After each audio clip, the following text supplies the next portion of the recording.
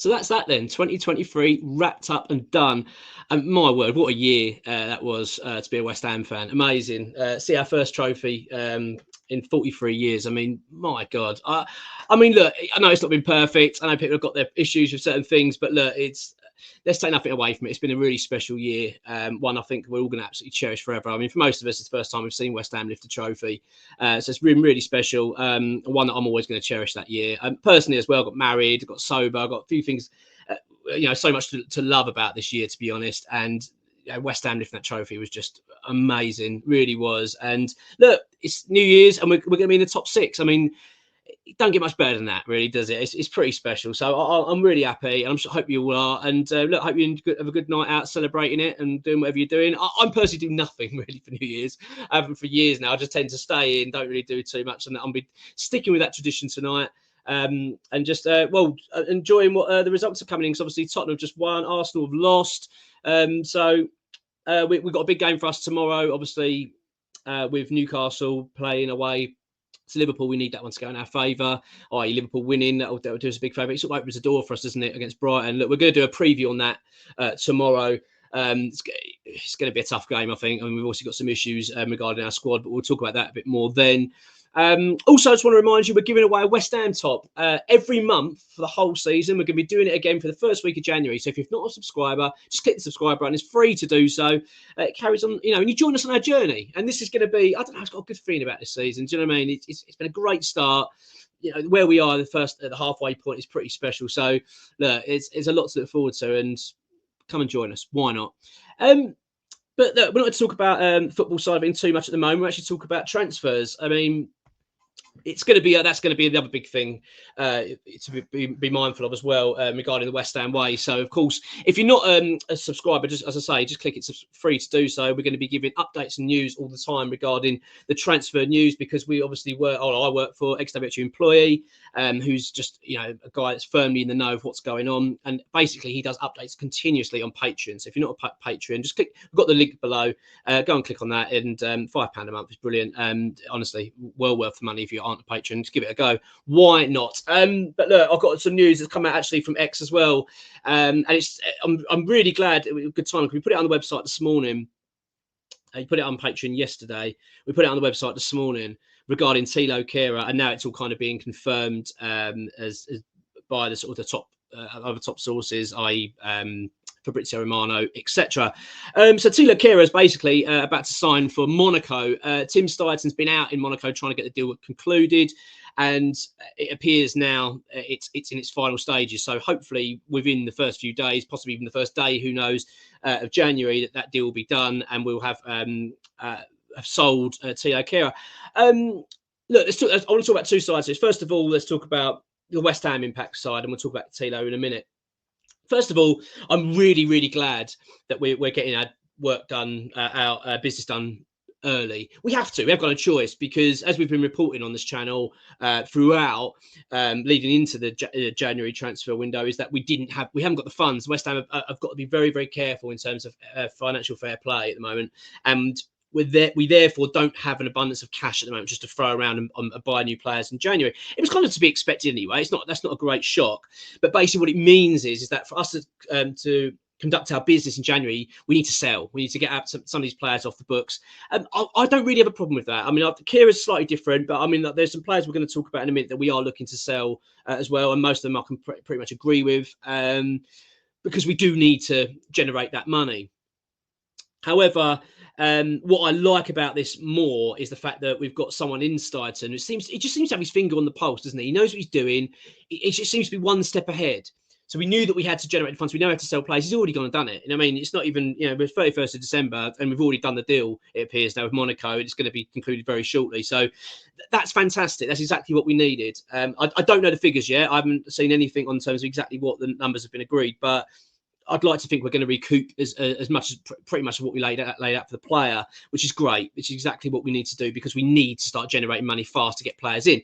I think we're going to be pretty busy this January by the looks of it. I think West Ham are going to have to offload quite a few, and I think we will. Kehrer is one that we felt that, and I think it's quite obvious from the outside, that he would be one that would probably be easier to get rid of in terms of his age and his experience. He's a German international. Other players, clubs would be quite keen on him. So other players we're going to struggle with. I think like the likes of Danny Ings might not be so easy. But look, the fact is West Ham are getting on with things, and I really like that. So basically the update from X was that he said, "See, Kera, a number of French clubs are interested in him. Kera has made it clear he's unhappy. He's lack of first team action. And he said to be pushing for a move. He's hoped the club may be able to generate the close to what they paid for the German international. Tim Steidten is in Monaco as we speak, and he's looking to conclude the deal. And also he's looking at the availability of other Monaco players that could be part of the deal. So is Mbolo, Balogun, who's homegrown player. You got Fofana, and you've also got Camara as well, that are players that we've been reportedly been interested in previously. Whether we are now, not so sure, but something could come of that. So something just to keep an eye out from. I mean, look, the other side to this is obviously Thilo Kehrer. I'm pretty saddened by it, really, actually. A little bit gutted that he's going, because I like him. I actually thought he was really good for us. I don't quite know what's happened. I'm going to be honest. I find it a bit strange that he's gone for a player that was quite relied upon towards the latter parts of last season. And not only was he relied upon, he was good. I mean, he was producing some decent performances. And he seemed to be happy at West Ham. It was all I couldn't really see any issues there. I thought I could see him becoming a very useful player for us. The fact is also he could drop in at defensive midfield as well. I just thought an all-round good player that West Ham needed to be keeping. But he hasn't featured, has he? He's just for whatever reason, for whatever it may be, he has not been favoured by David Moyes at all this season. He can't get a look in, and that's what's happened. And unfortunately, if that's the case, the manager don't fancy him for whatever reason. If he's saying no, then we need to look to move him on. So, and that is the case. So it looks as though that's going to be concluded very soon. Thilo Kehrer going to Monaco. Another player I want to talk about is Asai Benrahma. I mean, again, it's slightly in the Kehrer bracket a little bit for me. I talked about this recently with Benrahma, that I felt that he's still a good player. He's still got something to offer West Ham. I think he showed it against Arsenal. All right, it wasn't perfect, but he's still got things to offer West Ham. I think he's a decent player to have about. But it appears that, again, the way that we are currently situated in regards to January and how we're going to have to conduct our business, we have to raise money. He's another player realistically, the club probably thinking we can probably get rid of him and generate a bit of money. And obviously, David Moyes has given the green light to it. So it looks as though Asai Benrahma is probably close to playing his last game for West Ham. I mean, I'm not saying that it's close, but it's an interesting update. X said, he said, so Benrahma has lost his form a little bit this season, and he's frustrated. He has frustrated the management a number of times, including when he was subbed off against Liverpool by walking off before his number had even appeared. Benrahma has lost as a number of French clubs that are interested in his services, including Marseille and Lyon. There's also been interest in from Saudi Arabian teams, as we know. But however, X has noted that the Saudi Arabians have kind of made it clear at the moment, anyway, that they're going to likely to make a move in the summer if they're going to come in for Benrahma. So that doesn't really suit West Ham, as we want the money in quick. So again, France is looking another option for another West Ham player, Benrahma. So Marseille and Lyon. I don't know how close that exactly is, but it's again something to keep an eye out for. But I get the feeling Benrahma's on his way out of the football club. Again, like I said about Kehrer, it's just one of those. It just makes me a bit sad, really. I think, that's a shame, because I actually think he does a bit of a job for us at times. But look, if we're looking to improve, we're going to do another separate video about the left winger. Jadon Sancho appears to be a target. Look, if someone said to you we're going to replace Benrahma and Sancho, I'm pretty sure most fans would take that. We're talking about Sancho on a loan move, but again, so we'll come into that a little bit more in another video. We'll do that later in the week. That'll be, so tomorrow will be the preview. Maybe we'll do it tomorrow. We'll do another video tomorrow on the Sancho thing, because that is quite an interesting one, and we're getting more news about that as well.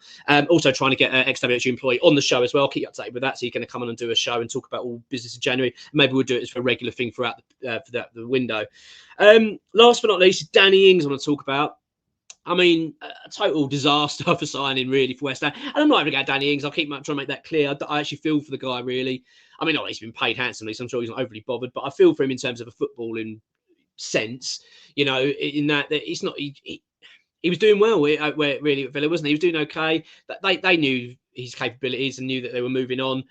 West Ham, we were mugged off, really. It was a stupid bit of business, really. It was conducted by the powers that be, and it's not worked out. He's on a ridiculous wage as well, which is really not helping.